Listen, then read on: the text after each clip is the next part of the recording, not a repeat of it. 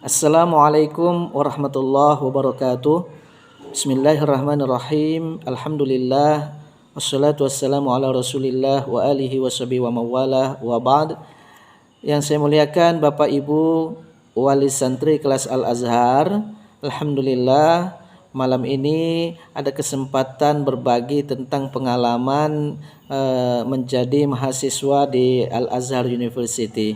Ibu bapak yang saya muliakan, saya minta maaf karena kemarin banyak pertanyaan tapi belum sempat terjawab karena terlalu singkat waktunya. Di antara bapak ibu ada yang bertanya, Pak Ustaz, bagaimana kondisi Mesir? Alhamdulillah kondisi Mesir cukup stabil, aman. Jadi anak-anak kita bisa berangkat ke kampus dan pulang dengan aman menggunakan biasanya bis kota atau tramko. Hanya saja kalau naik bis biasanya bersempit-sempit karena bis di sana biasanya penuh. Jadi jarang sekali mahasiswa bisa duduk dengan tenang di kursi karena memang penumpangnya banyak. Bagaimana perkuliahannya? Nah, anak-anak kita yang kuliah di Al-Azhar itu tidak perlu datang setiap hari karena tidak ada kewajiban absen, tidak ada kewajiban hadir di dalam perkuliahan. Yang penting mereka tahu materinya, kemudian punya bukunya, mereka bisa belajar di luar kampus, ya. Kalau mau ke kampus juga lebih baik, tapi kalau tidak pun tidak mengapa, karena di luar sana juga banyak orang-orang yang bersedia membimbing dengan gratis muqarrar atau diktat yang mungkin kita agak kesulitan membacanya karena menggunakan pengantar bahasa Arab. Ibu bapak yang dimuliakan Allah, ada pula yang bertanya, Pak Ustaz, makannya apa? Ya, makanan orang Mesir itu disebut dengan ish. Ish itu adalah roti yang bentuknya bulat, ya, bulat seperti itu. Kemudian dia dimakan dengan kacang merah yang direbus, namanya ful. Jadi makanan orang Mesir itu ish dan ful. Kalau dia tinggal di asrama, ya, kalau dia tinggal di asrama internasional, maksud saya, makan paginya itu ish dan ful, makan siangnya baru makan nasi seperti nasi minyak begitu atau nasi gemuk, kemudian di malam harinya atau di sore harinya makan dengan roti. Harga barang, ya, terkait dengan harga barang rata-rata atau bisa disebutkan, bisa dibilang bahwa harga barang di sana cukup bersahabat. Jadi kalau anak-anak kita ingin belanja sembako, biasanya uang yang dikeluarkan tidak begitu besar, ya, lebih murah lah kira-kira daripada kondisi di Indonesia. Kemudian bagaimana dengan ongkos mobil? Ongkos mobil murah sekali Bapak Ibu, ya. Jangan khawatir untuk itu. Dia bisa pergi jauh menggunakan jasa bis kota itu cukup dengan uang yang tidak terlalu banyak. Kemudian pilih jurusan. Nah, kalau Bapak Ibu tanya tentang pilih jurusan, maka yang perlu diketahui dulu adalah kecenderungan dari anak kita. Jadi dia punya kecenderungan kemana. Sementara jurusan yang ada di sana cukup banyak, antara lain adalah usuluddin. Ya, kalau ingin anaknya jadi ahli tafsir atau menjadi ahli hadis, menjadi filosof atau menjadi pendakwah, ya, maka masukkan di usuluddin. Tapi kalau dirancang anak kita untuk menjadi pakar hukum, maka masukkan ke syariah, hukum Islam, ya, maksudnya. Kalau dia mau dimasukkan jadi pengacara, ya, atau mahami atau penuntut umum, jaksa dan yang lain-lain itu, masukkan di syariah wal qanun, tapi waktunya lebih lama daripada di Fakultas Usuluddin Syariah. Juga ada lughah wa tarjamah. Ini kalau anak kita itu punya kecenderungan untuk menjadi jurnalis, suka nulis gitu ya. Nah, saya kira lughah wa tarjamah adalah tempat yang tepat untuk mereka. Kemudian ini pertanyaannya, berapa lama Pak Ustaz? Ya, normalnya artinya kalau setiap tahun dia lulus naik tingkat maka dia 4 tahun. Kecuali di Syariah wal Qanun 1 tahun lebih lama dibanding jurusan yang lain. Jadi 4 tahun kalau dia lancar ya, karena 2 mata pelajaran yang dua mata kuliah yang tertinggal dia masih bisa naik. Tapi kalau sampai 3 maka dalam 1 semester dia akan menghabiskan ya, di tahun berikutnya dia akan belajar hanya yang ketinggal tadi 3 semester. Jadi tidak seperti di Indonesia, kita walaupun tinggal bisa ambil mata kuliah yang lain, nggak bisa begitu dia. Kemudian bahasanya, oke, ini bahasa Mesir ya, yang bahasa pengantar di sana menggunakan bahasa Mesir, sedikit berbeda dengan bahasa Arab biasa. Saya contohkan, kalau menyapa biasanya orang Mesir bilang zayak, apa kabar? Kalau laki-laki dibilang zayak, kalau perempuan izayik.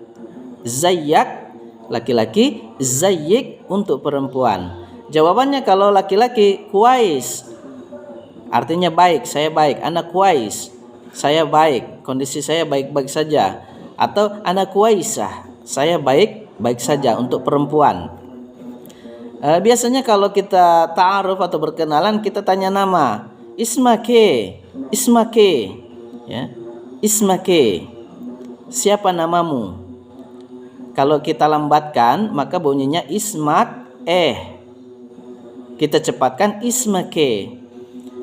Ana Ahmad, saya Ahmad. Winta ismake, dan kamu namamu siapa ya. Winta, wa inta dicepatkan menjadi winta ismake, kamu siapa namanya. Ana Hasan umpamakan, atau ana Fatimah, ya, saya Fatimah, atau saya Hasan. Begitu. Biasanya juga orang yang sering ditanyakan adalah mau pergi kemana. Taruh fin. Saya lambatkan, taruh fin. Taruh engkau pergi, fin kemana. Jadi taruh fin, engkau pergi kemana. Jawabannya umpama saya pergi ke masjid, saya mau pergi ke masjid. Aruh masjid. Aruh masjid. Atau aruh ba'ala, saya ke warung. Aruh ba'ala, saya ke warung. Itu contoh percakapan dengan menggunakan bahasa Arab Mesir. Ada ini pertanyaan unik, Ibu, ini bisa daftar PNS? Iya, alumni Al-Azhar ijazahnya diakui, ya, alumni Al-Azhar ijazahnya diakui, dia bisa ikut tes PNS selagi tentunya formasinya dibuka. Jadi kalau dibuka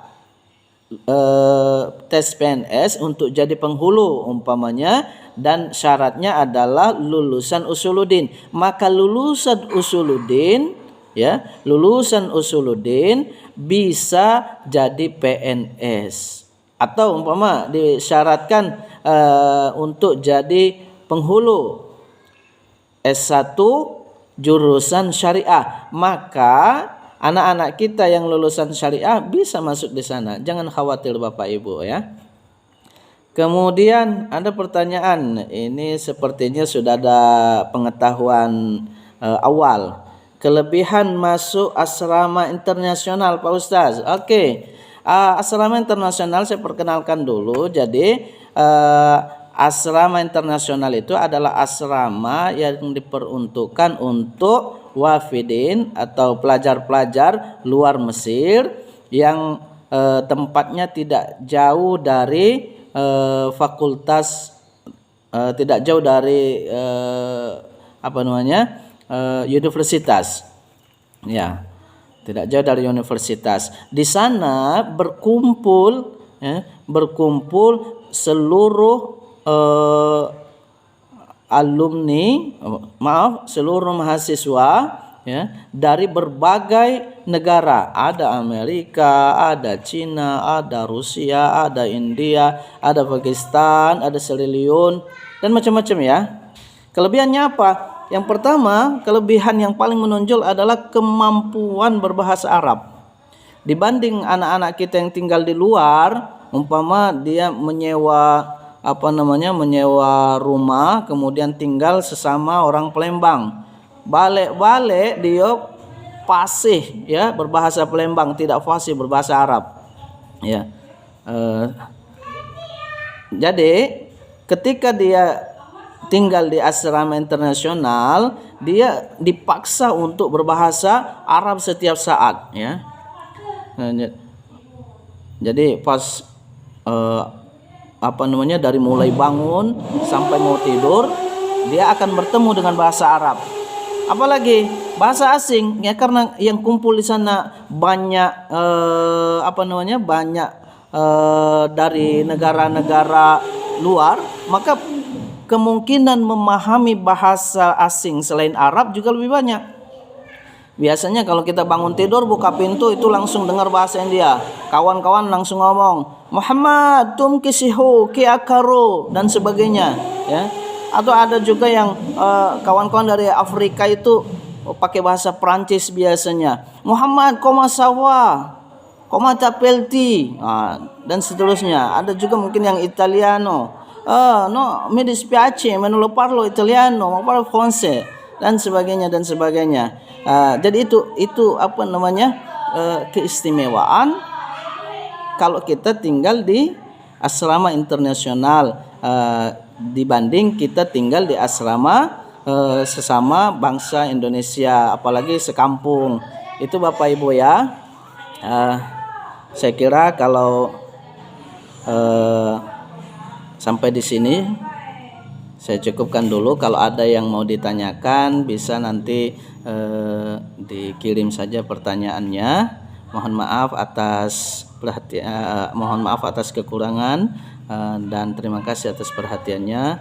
Wassalamualaikum warahmatullahi wabarakatuh.